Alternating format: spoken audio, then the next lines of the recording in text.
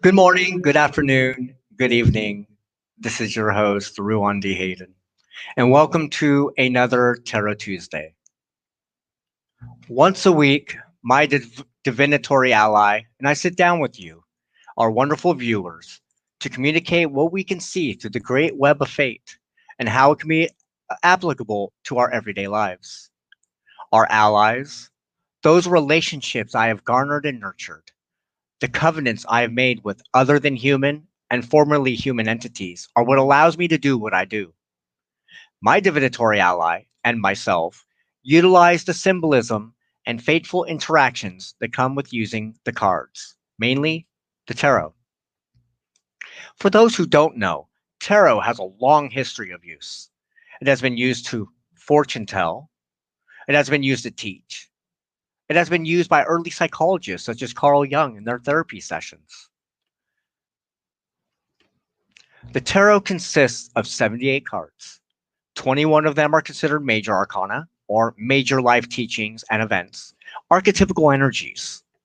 The rest are called the minor arcana, and these are lesser life teachings and events, still very powerful archetypical energies that can guide us through our travels here in Upred. While not all my readings are focused on world politics, many of them seem to have focused on this. And so, if you get squeamish around politics, now would be a perfect time to run. Or if you truly believe that all religious faiths should be tolerated, then you should also leave. I will upset you all, and you will find nothing inherently important in this video except the anger you bring forth from yourself. I would like to apologize for my seemingly late start here on our Tarot Tuesday episode. I was, like any sane person, talking with my therapist because it is important that even though we, people like me, come from a spiritual background whose goal is to bring health and harmony, that we need others to help us see beyond our own messes, beyond our own circle of influence. And that is the important part behind everything that I do as a fairy traditionalist. The whole point is that we have healing. Now, today's Tarot Tuesday is season 1, episode 12. We did get over that last hump of 10 and 11 episodes, so awesome for us here at A Dragon's Voice Ministries. So, lately there's been a lot in the news.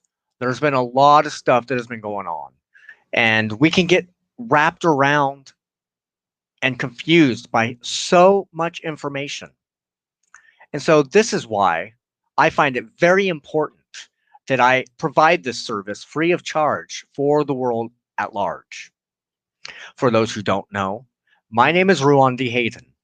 I have been a practitioner of witchcraft for 30 plus years. I am FamTrad, and I am also a member of the Circle of the White Stag, a covenant of men and women dedicated to the perpetuation and reliving of a new neo-animistic life way, which is really the ancient fairy faith repackaged. As part of this, I feel that it is my duty, my responsibility to be able to pass on what I've garnered from my allies in the unseen world and to use this media, use this medium to prepare, to elucidate, and to kind of get a better understanding of our point in history. Since I was 7 years old, I have been very much involved in the paranormal scene. I was one of those kids who talked and spoke with what seemed to be other people, but in fact were not other people, but formerly living or other than human entities. And one thing that I used to have the ability to do was I dreamt. And in my dreams, I saw various strands of the web of fate and how certain nodal points would cause future events to happen. Time is never a straight and narrow conception.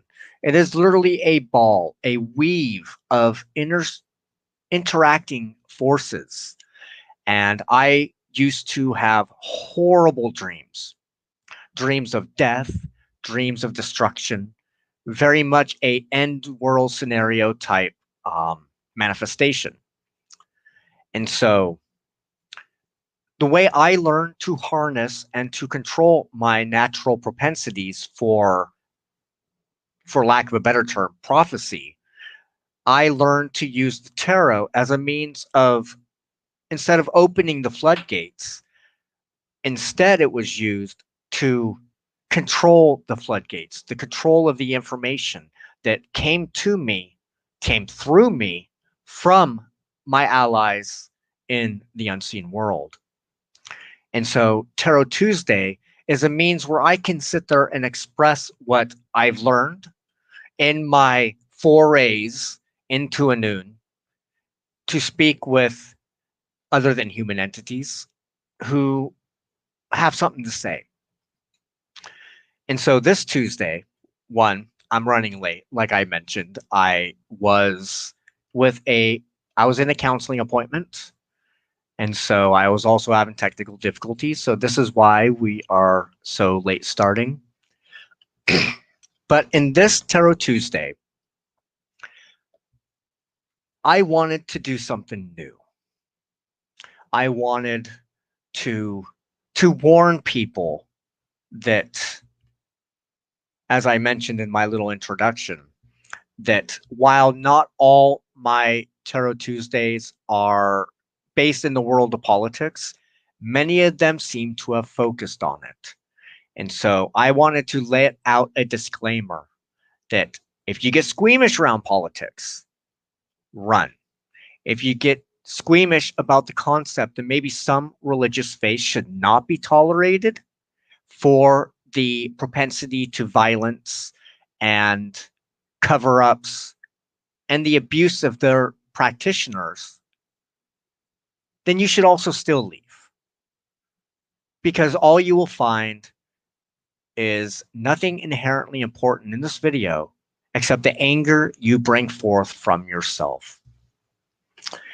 And so this week, we seem to have a focus more upon what's going on with China, of course, with Russia, and with a few other things going on in the international world scene.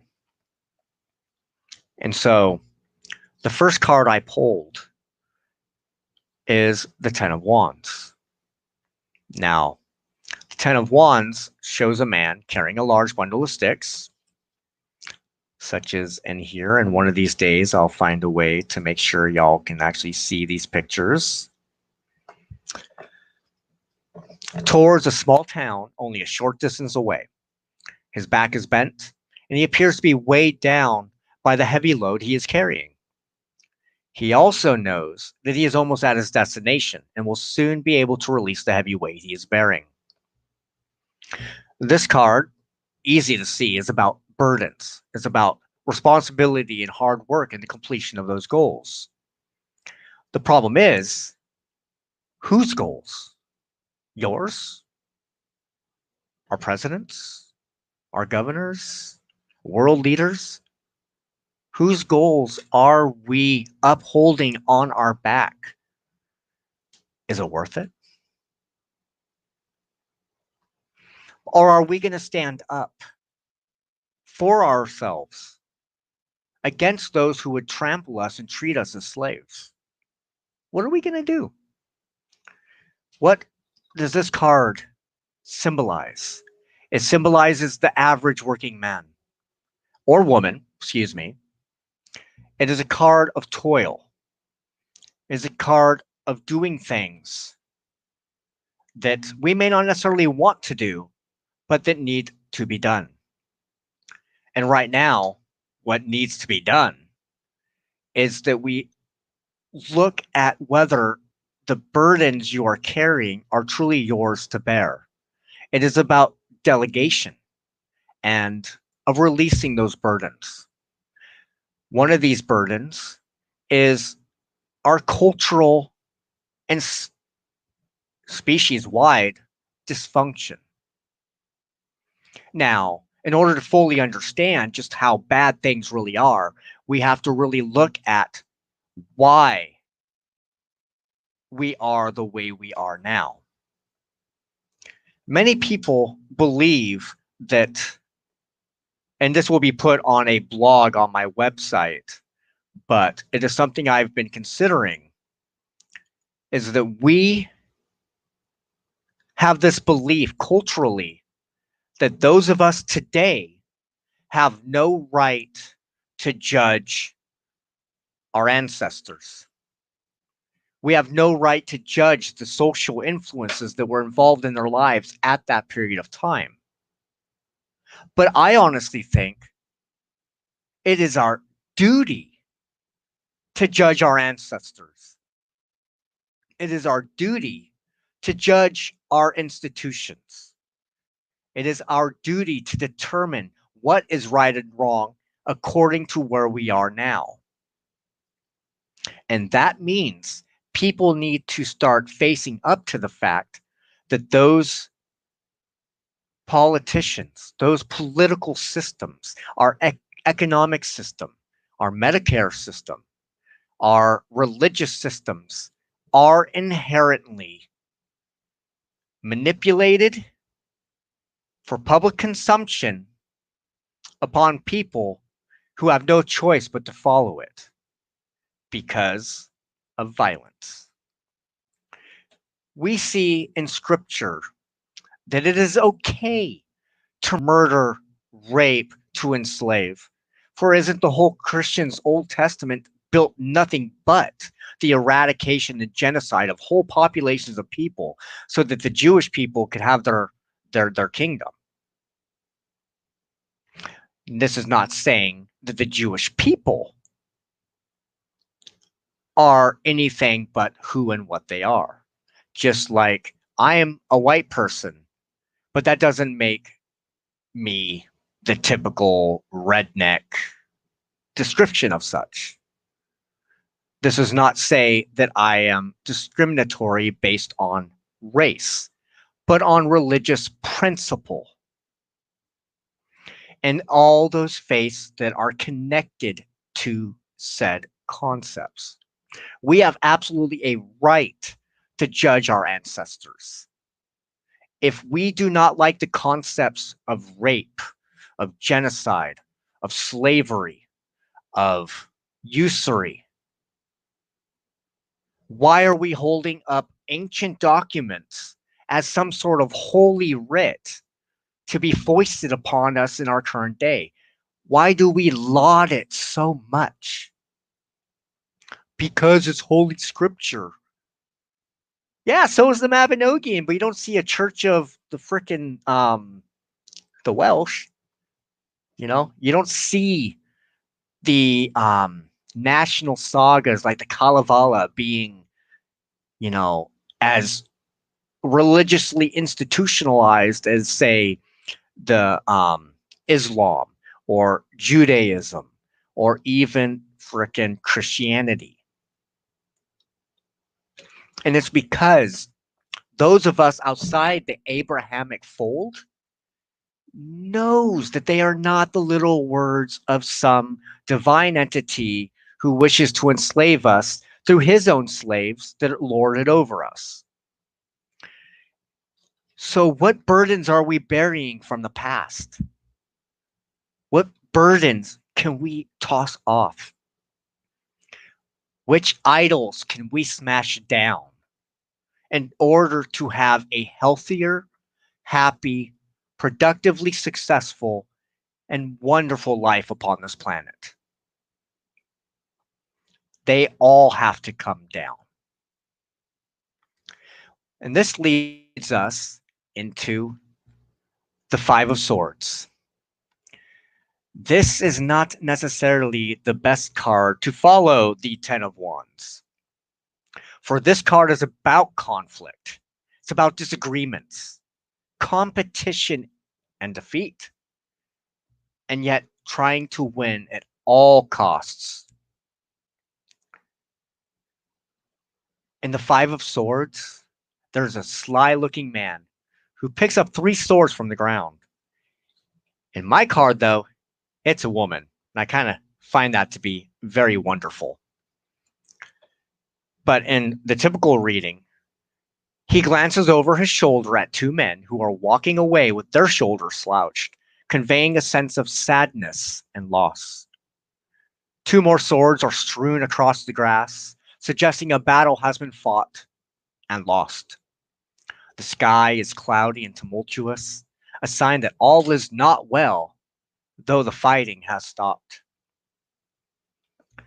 This card leads us into what everyone has expected since the concept of the Age of Aquarius started coming out. The concepts of indigo children.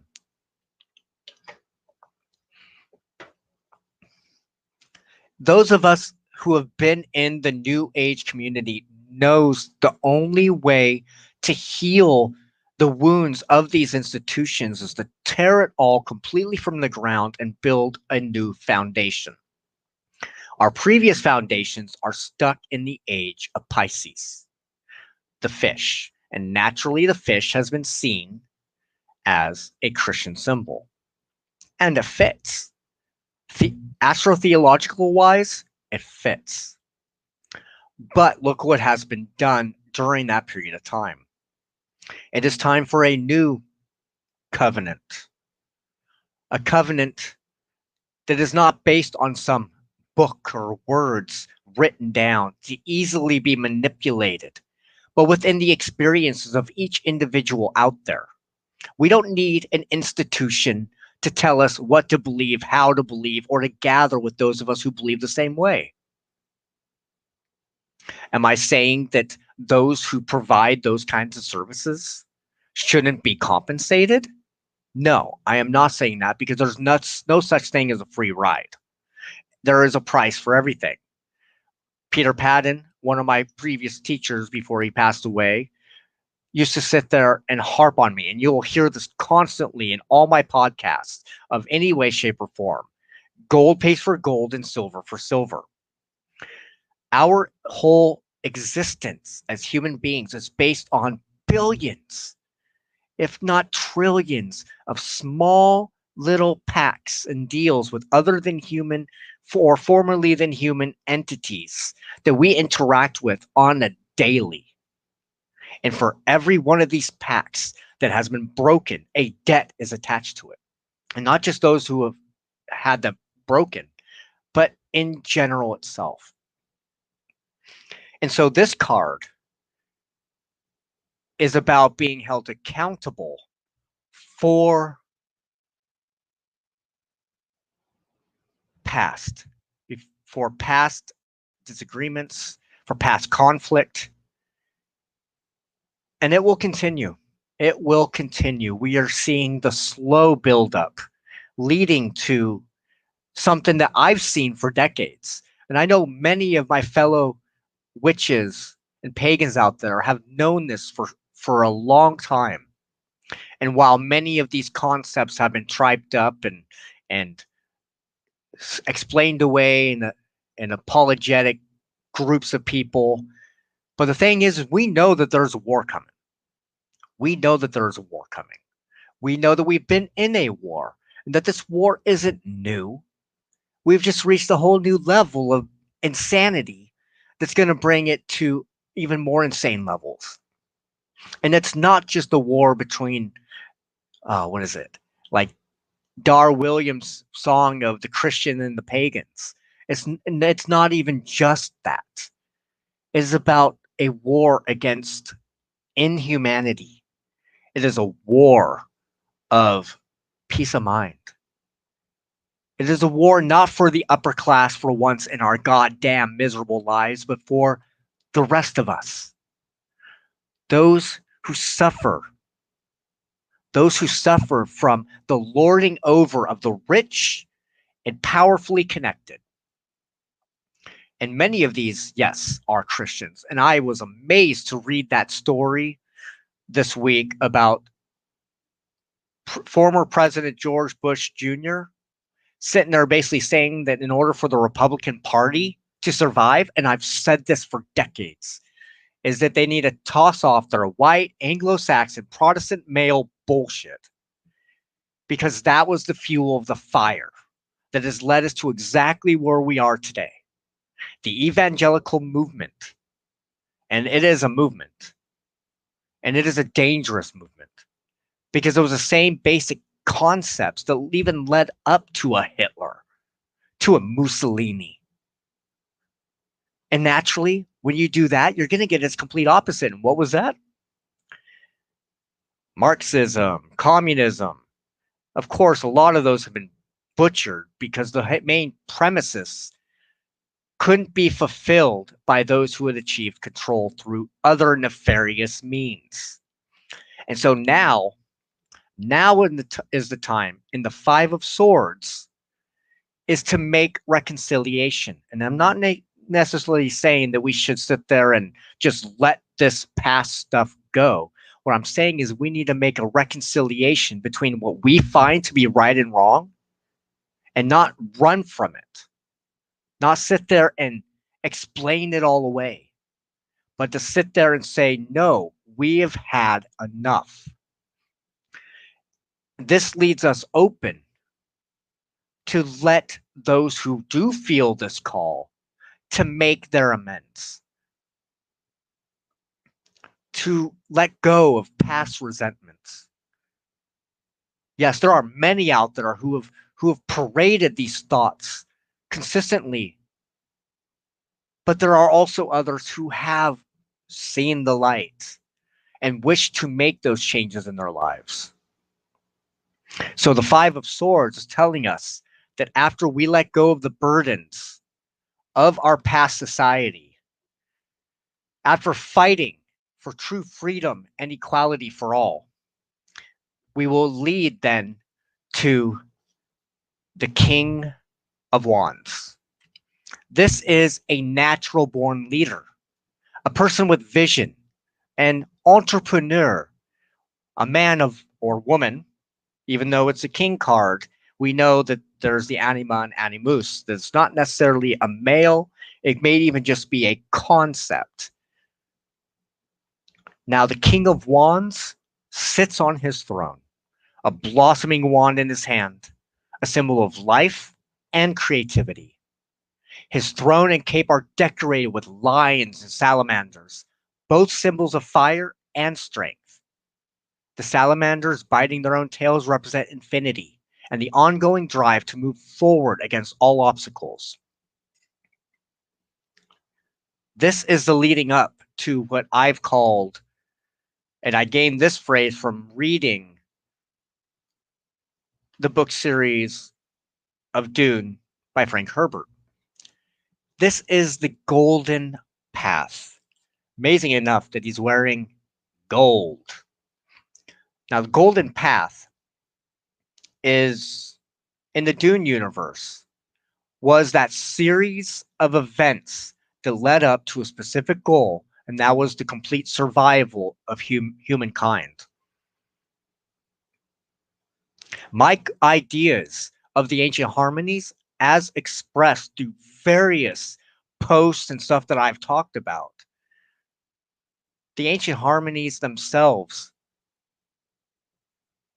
are part of this golden path.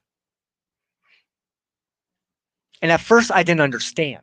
I didn't understand why I felt I had to come out on these shows to express these things. I always second guessed myself. You know, and a truly wise person will always second guess everything that they receive in experience. Always. But see, sometimes it's not healthy to do so. Sometimes you need to put your light on your house. Let the whole world know. Like Chicken Little, the sky is falling. They may sit there. That story basically says, you know, if you sit there and say something enough times and stuff, no one's going to believe you. But the thing is, what if that Chicken Little dude was a prophet and he knew it was going to happen and no one would listen? No one prepared ahead of time for the sky falling or whatever came from the sky to fall. Chicken Little was a prophet because it eventually did happen and no one listened. We see the stories, and I will pull from religious scripture because the stories do convey certain information, even if they've been bastardized and twisted. Moses himself was such a type of messenger for his people. You know, the divine showed him what he needed to do, and what did he do? He goes, "Yes, sir." Well, in the Dune series, we have someone who's very similar to this concept. This could be considered Paul Muad'Dib Atreides in that kind of hero's journey, as Joseph Campbell would call it. This could be seen as various Abrahamic faith concept of the Messiah or the Mahdi. But see, it's not a people. It's never been a person. Because previous to the Ancient Harmonies being destroyed, there was no real priest king until there was a society with class systems.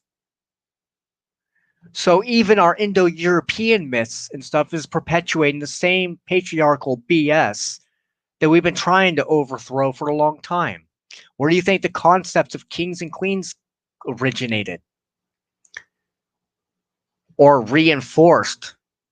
Was through these kind of concepts that only someone else from outside can save us from ourselves. I say otherwise. I say the golden path is what will save us. The golden path. But see, this can't be done through impulsiveness or through haste or by being ruthless. We can't also hold high expectations that there will be any sort of real change within our lifetime. That's why the golden path is so important, because it goes beyond my lifetime. It goes beyond my children's lifetime into the distant future. But what leads up to that golden path being fulfilled is little small nodal points along the way, because that's how time works. Time isn't linear. We all have choices to make, very fateful choices to make in this great weave that we call life. And so it is my job as someone who has seen stuff to express what I've seen and what I've heard and what I've tasted and smelled to the people who are drawn to listen to what I have to say. And I've been harping on this for over a year now. And I will continue harping. We are nearing a precipice. And I'm not just talking about climate change and the debts we have made to the world around us. I'm also talking about the debts that are imposed by belief systems, by certain people in high places trying to achieve specific ends, such as a big nuclear bomb, how God would destroy the earth by flame instead of flood this time, how people are purposely trying to achieve the third temple of Jerusalem so that biblical prophecy could come to pass. If those are true prophecies, you don't have to try anything. It'll just happen. And don't think that you're called on some mission by God to achieve these goals, because that just shows how foolhardy and downright ready for death that you really are. We are seeing a buildup among Russia, China, North Korea. We have seen Biden get lambasted here in the United States while trying to achieve at least a modicum of, well, at least in words, a modicum of decency. Now, these are considered first world problems. I worry about my brothers and sisters in India. Have you seen all the pyres and smoke that keep going as they burn bodies, literally in the streets? Have you seen the buildup that occurred on the borders of Ukraine? And Putin wagging his dick around and stuff, basically saying, don't touch me, I can blow you up. Then running or seemingly running away. He's not running away. He's pulling a Braveheart. He just sat there and took his kilt and flipped it up just to sit there and mock us. But see, that's what he wants to do, because I could guarantee you, he believes he's the great bear.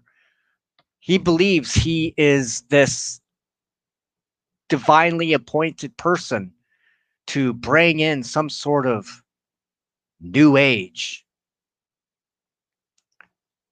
Mussolini felt the same way. Hitler was made to believe the same way in his work with the Thule Society. We got a prime minister in Australia claiming that God chose him to be prime minister. Of course, he backpedaled on that as soon as it actually came out that what he said at a church event would actually go public, because heavens forbid we keep our public officials accountable. We know Trump used it majorly. Every evangelical has always said, and thanks to God, I've been chosen to do this duty. God didn't choose you. Your rich buddies chose you. Because only each political party can choose who their true nominee is going to be. Your people, not us. Not us. It may seem like it was us, but it wasn't us. Because our own founding fathers were against concepts of political parties in the first place. And so that's another institute that needs to be taken down. Now, my Tarot Tuesdays may seem very apocalyptic. They may get dark, but that's because you need to know this. You can't run from this. It is literally in our faces 24/7. And it is my job, or at least what I've been told, to convey to everyone here. Do you have enough food? Do you have enough water? Do you have allies and friends in this world or in the unseen? Can you survive if, say, your house is destroyed? Natural disasters do happen.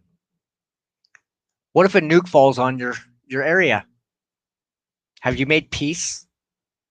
Friends, family, your community? I'm not necessarily saying that that's what I foresee at this current point in time, but it is possible, because that's how prescience works. You can only see small glimpses of possibility, but the end result will still be the same.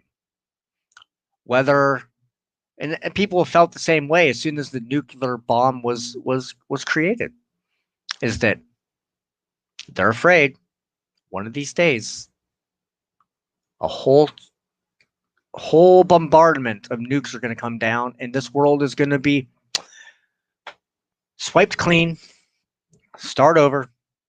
Why do you think there's such a push to colonize our solar system, other galaxies? Because we know we can't keep doing what we are doing, and we're not willing to pay the full price for doing it. And it's sick. It's disgusting. And it shows me the type of people this planet is peopled with. And so I ask you, look into your heart. Look in the world around you. Reach out and help each other because things are going to get tough. In fact, let's pull another card. Let's pull another card. Of course, I'm not wearing my glasses. Oh, 7 of Pentacles. Now, the 7 of Pentacles shows man in a pentacle tree. This is the long-term view, the sustainable results of perseverance and good investment. Now, in the 7 of Pentacles, a man leans on his hoe, gazing down at his abundant crop. For us, it's a tree. He was working long and hard to nurture tiny seeds into this thriving garden, and now could take a break to enjoy the fruits of his labor. Now, the expression in the typical reading on his face is one of fatigue. A little, I'm over it, because he's worked hard for a successful harvest. Now, we know the success comes from hard work and patience. But this card also reminds us not to overdo it and exhaust ourselves. And this is why I'm not saying that everyone should get out there and pull a fifth sacred thing and tear up this freaking cement on the roads and start planting and stuff, thubbing the nose and stuff at our political system or whatever. No, nothing like that yet. But what I am saying is that you need to keep yourself accountable. If you would like to know more about what I have to express, a little more about me, about my work, you can easily go over to my website at ruandeheydon.com. I have a blog there. I constantly post up, my videos. It also details my services, how to become a patron, what you can get as a patron.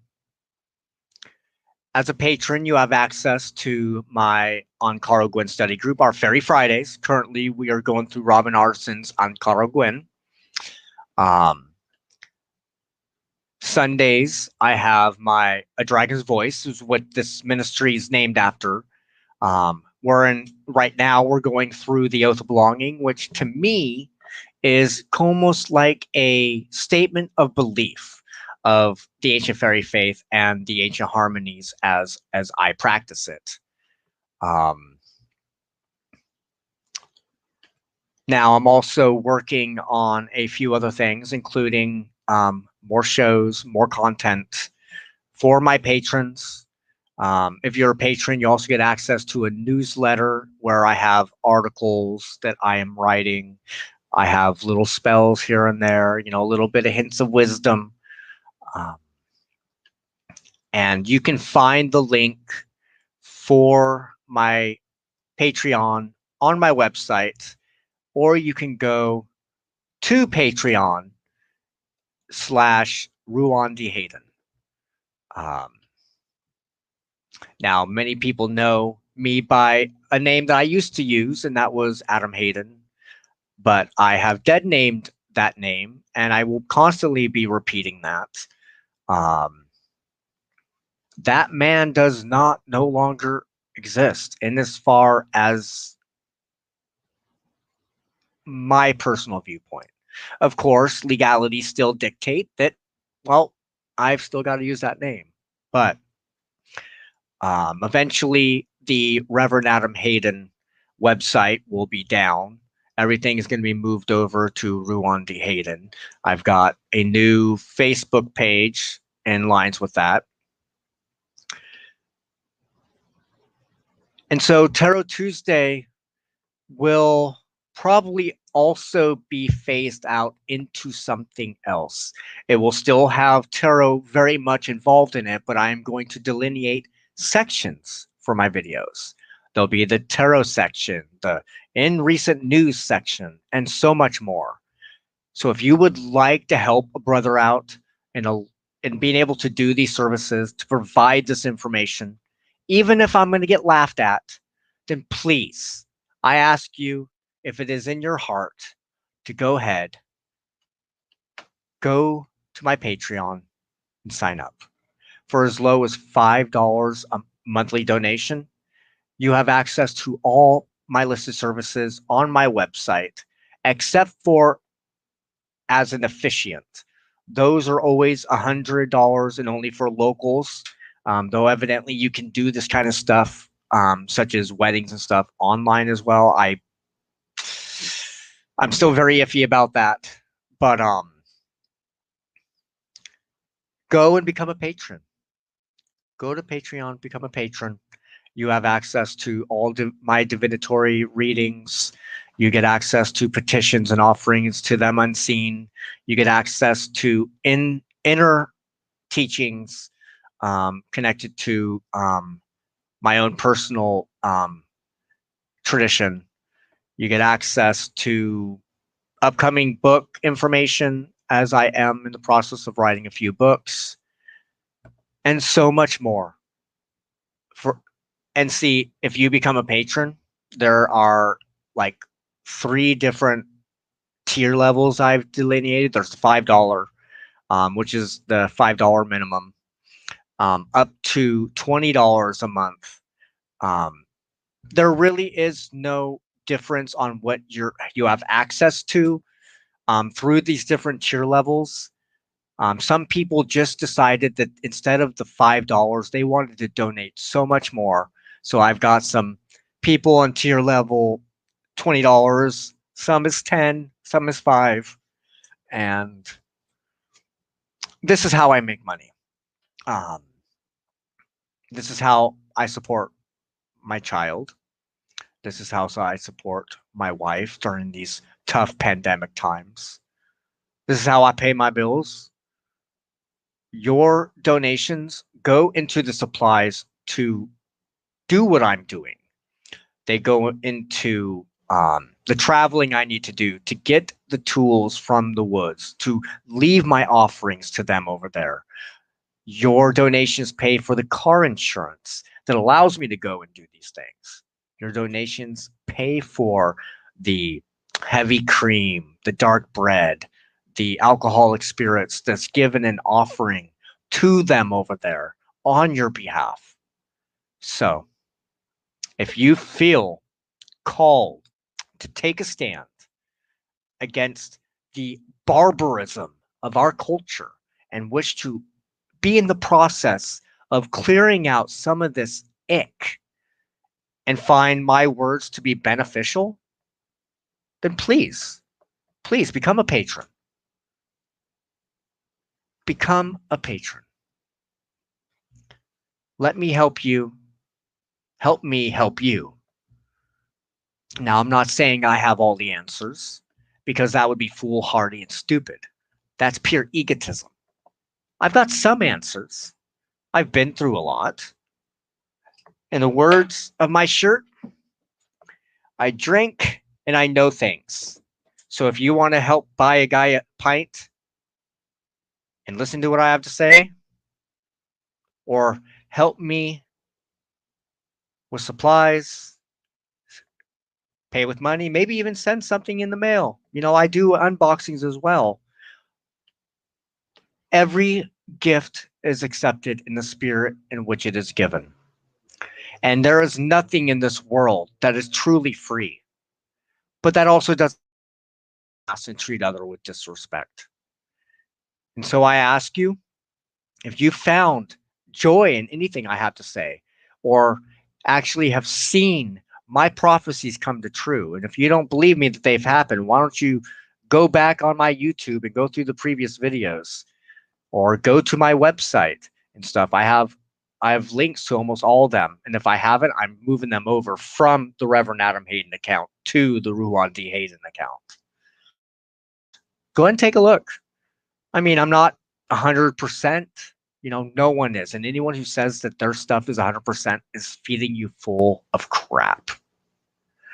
Yes, spells work, rituals work, but no one's going to bilk $75 for a simple love spell. Even if you're paying for the supplies for that person to do spell work. This also means that most, if not all those out there who do these live shows with send a little donation here and get in on this ritual and these energies will help you, is feeding you a line of crap. Every spell takes energy. You got to have good, strong spiritual muscles and very close allies to have even half of these things be achieved. And so, yes, this is why I made the disclaimer that you may not like what you have seen here. You may not like what I have to say. That you might be angry. Channel that anger appropriately. Don't shoot the messenger. Go and change the message. If we, as a people, as individuals, work together, we can change so much in our world. This is why I left this disclaimer that my readings highly focus on world politics, economics, and the bastardization of history that we have received. And so, like I said, if you think all religious faiths and their teachings should be tolerated, you should leave. If you find politics to be too rare, you should leave. If you find that all those social institutions that you've placed on a pedestal to be inherently put on a pedestal and not knocked down for the lies it has, then you can leave. I'm not here to waste your time, and I don't want you to waste my time because I've got people to help. So I will start leaving this disclaimer on all my episodes that not all my work is going to be open to people because not everyone can handle what's really going on in this world today. They cannot handle that they need to be held accountable for their continuation of these ills that we foist upon other human beings and non-human beings. And so, if you found joy in this, spread the word. Because there's so much more coming in the next couple months. There's so much more coming. And I want to make sure that everyone who watches my videos for the public, I want everyone who's watching to really search deep within themselves. And if you feel that something needs to change, let's change it together. I have a lot of stuff coming on my Patreon, and I'd love to have you all aboard. So go on. Go to patreon.com right now. Go to Ruan de Heydon and sign up because there's so much stuff coming. And with that, we are at the 52-minute mark. And I would like to leave you with a thought.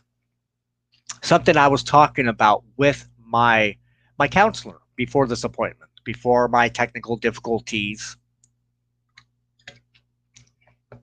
Now, I was always taught that the phrase blood is thicker than water actually came from the Bible.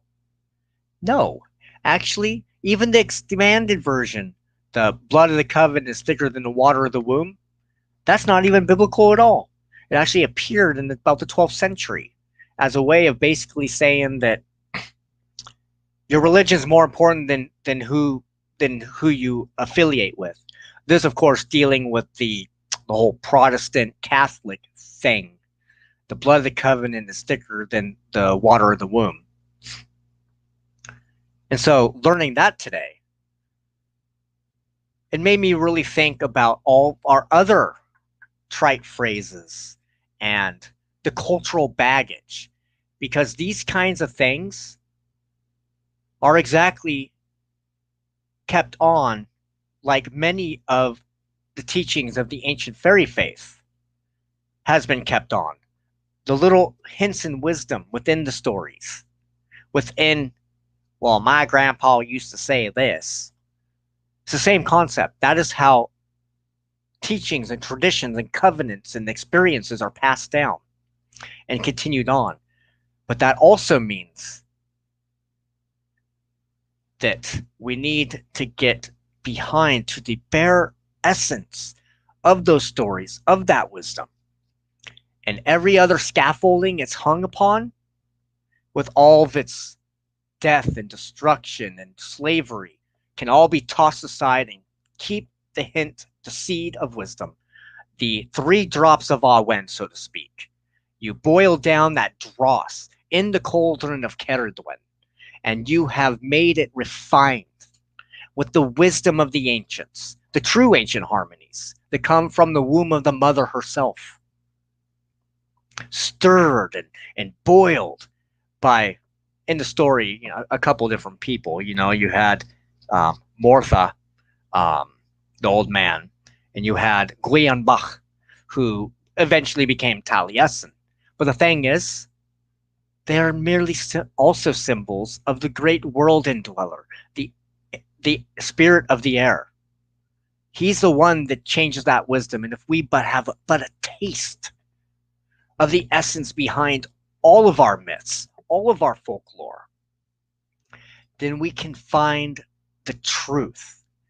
And so, looking at that phrase with my counselor, we actually looked it up to say, is there actually a biblical thing to this? It really brought home what I'm doing as a fairy traditionalist, how it is my job to take what I know and to let other people know it as well. And so if you find interest in any of this, go to my website, look at what I have to offer, go to my Patreon, and join me on my Discord. Talk to me, open up, let us do this thing. And so with that, now that I've made it almost to an hour, which is what I wanted to do, speaking of patrons, it is time for me to give a big shout out to my current Patreon patrons. VJ, Jill, Elaine, Angad, Amy, Dwayne, and Ian. You guys are awesome. This month, and this will actually be put into newsletters from now on, but this month, being the fact that we just had Beltane, every 6 months, as a member of the Circle of the White Stag and a child of Dawenas, it is my job to give it a tithe, an offering, to help support the work that we do as fairy traditionalists, and the work of the work of Robin Artisan, who has kind of brought this forth from many different strands. And so, with a portion of your guys' monthly donation, I went ahead and I paid the tithing for Beltana, or Kalanmai, and I'll also be leaving expense charts, because I believe in pure transparency. If I've used a bit of the money to pay a bill, I'll let you know. If I use a portion of the money to buy this or that, I'll let you know. You can also donate, not just money, but money is only one means of exchange. Yes, there's reasons why I prefer the money route, because everyone's got bills to pay. But sometimes all a man needs is a bit of sandpaper. Thank you. You know who you are. I appreciate it. That's the other thing. Soon I will be hopefully having some wands done, and they will be for sale. I also got some more wood that needs to season for this next year. So hopefully I'll be having more altar tiles that have been blessed and consecrated and swayed, I guess is the better term. They have been swayed to the work that is sorcery and the ancient fairy faith. So those will be on offer too. I'm not sure I'm gonna send it. I am literally basically working with nothing here, but it'll happen. So thank you for listening to my word vomit. It is exactly 59 minutes and 16 seconds. And so I will leave you with a may you never hunger, may you never thirst, and may the good neighbors always watch over you. So mote it be.